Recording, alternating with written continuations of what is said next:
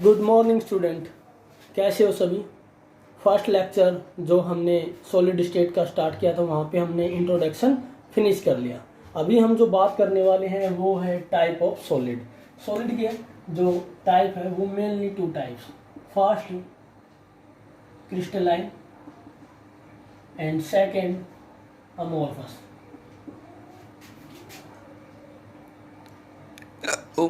Amorphous.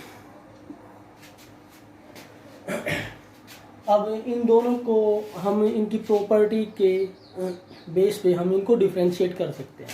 तो इनकी जो property on type of solid on their property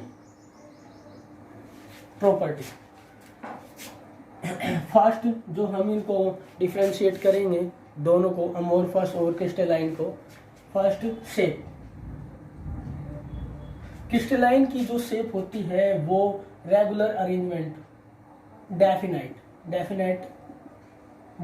होती है, और इसकी जो अरेंजमेंट होती है वो इनडेफिनाइट। सेकंड, पार्टिकल की अरेंजमेंट के ऊपर हम बात करेंगे।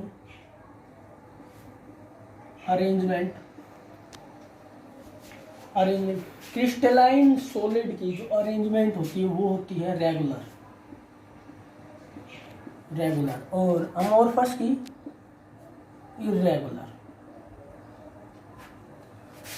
थर्ड जो इनकी प्रॉपर्टी है वो है मेल्टिंग पॉइंट। क्रिस्टलाइन सॉलिड का जो मेल्टिंग पॉइंट होता है वो शार्प होता है, एडजेक्ट। अमोर्फस रेंज शो करते हैं। जैसे अगर किसी कंपाउंड जो अमोर्फस सॉलिड का बना होता है वो जैसे 100 degree celsius to 120 degree celsius के आसपास में इनके बीच में रेंज हो सकती है, बिल्कुल साफ नहीं आएगा इनका। फोर्थ, एनआइसोट्रोपी। इनकी जो प्रॉपर्टी होती है ये क्रिस्टलाइन की, ये होता है एनआइसोट्रोपी।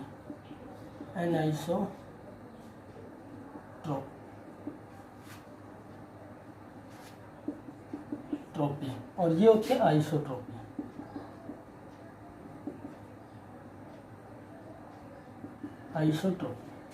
क्या होता है एनाइसोट्रोपी? एनाइसोट्रोपी वो होता है जिसकी इलेक्ट्रिकल एंड मैकेनिकल प्रॉपर्टी वो डिफरेंट डायरेक्शन में हो, तो वहाँ पर हम क्रिस्टलाइन सॉलिड कहेंगे। और जिसकी property physical and chemical property और मैकेनिकल प्रॉपर्टी जो इनकी है वो सेम डायरेक्शन में है। अगला next, nature. Crystalline solid true होते हैं, और ये सूडो।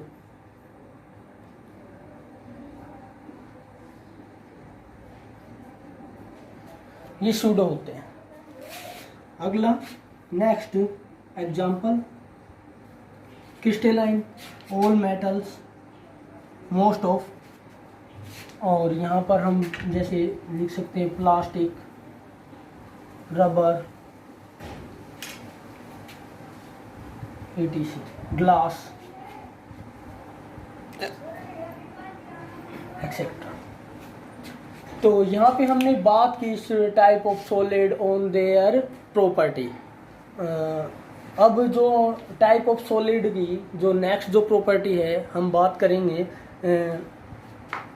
On their bonding. मिटा देता हूँ इसको।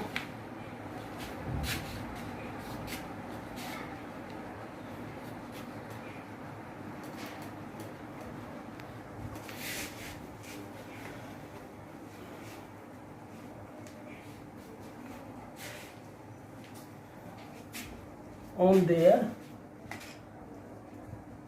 बॉन्डिंग।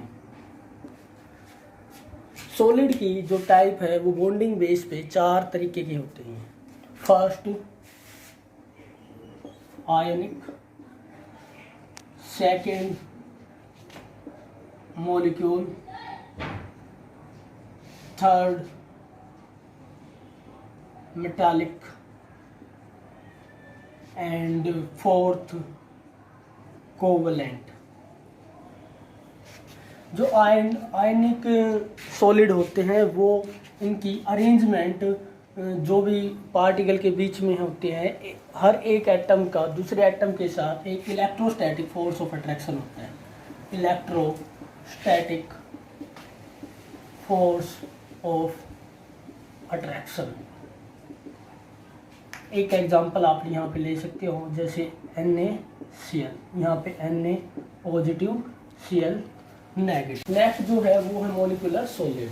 मॉलिक्यूलर जो सॉलिड होता है उनके अंदर हाइड्रोजन बॉन्डिंग, लंदन फोर्स, ये फोर्सेज काम करते हैं।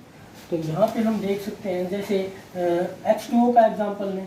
H2O के अंदर हाइड्रोजन बॉन्डिंग होती है, हाइड्रोजन बॉन्डिंग। एक मॉलिक्यूल दूसरे मॉलिक्यूल्स को एक हाइड्रोजन बॉन्डिंग के थ्रू अट्रैक्शन में करते रहते हैं। मेटालिक, नेक्स्ट जो हमारा है वो मेटालिक यहाँ पे, जैसे यहाँ पे जो फोर्स ऑफ अट्रैक्शन है एक एटम का दूसरे एटम के साथ, इनका जो बॉन्डिंग नेचर है वो होता है कि इनकी जो मेटल की जो आयोनाइजेशन एनर्जी है वो होती है लो होती है, जिसकी वजह से इनके जो लैटिस के अंदर इलेक्ट्रॉन होते हैं वो डीलोकलाइज होते हैं।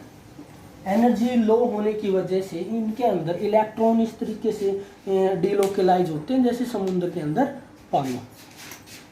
कोवलेंट, अगला जो हमारा टाइप है वो कोवलेंट। कोवलेंट के अंदर कोवलेंट मोस्ट ऑफ हम बात करेंगे यहाँ पर कोवलेंट बॉन्ड की। इनका जो बॉन्डिंग नेचर है वो होता है कोवलेंट। यहाँ पर इलेक्ट्रॉन की शेयरिंग होती है, पार्टिशन शेयरिंग होती है। तो इसका जो एग्जांपल है वो है जैसे डायमंड,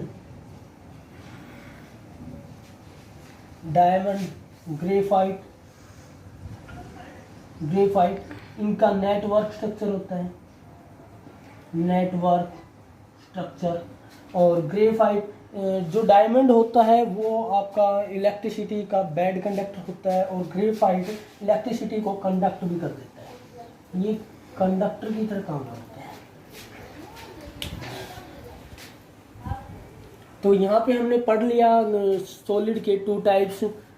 यहाँ पर एक तो हमने ऑन देयर प्रॉपर्टी और दूसरा हमने ऑन देयर बॉन्डिंग नेचर। तो हमने यहाँ पर सॉलिड स्टेट की टाइप्स कंप्लीट कर लिया। ठीक है।